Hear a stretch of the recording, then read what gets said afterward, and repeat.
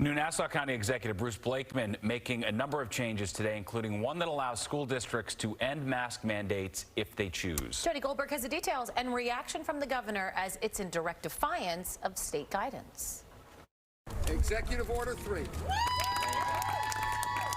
Newly sworn in Nassau County Executive Bruce Blakeman signed an executive order on Thursday to give school boards the ability to decide if students should wear masks inside school buildings. We don't need people in Albany telling us what we should be doing here in Nassau County. Blakeman also signed two other orders, one that lets county workers choose whether they should mask up indoors, and another reiterating that Nassau police and firefighters won't enforce mask-related mandates inside businesses. They have far more important things to do than chase people around to see if they're wearing masks.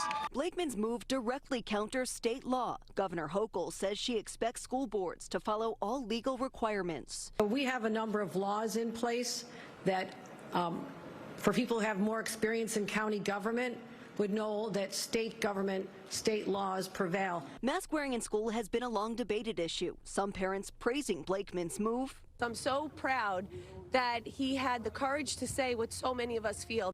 While others say it's about public health and not politics. It's the worst time that we could possibly do this. Pediatrician Dr. Brian Goldstein encourages districts to keep masks mandatory. I think mask wearing is one of the critical tools that we have in our toolbox to help try and avoid spread of the Omicron variant. Blakeman also announced the distribution of KN95 masks to any school employee who requests one. Both Nassau and Suffolk counties will continue distributing at-home test kits over the next several weeks. Jody Goldberg, Fox 5 News.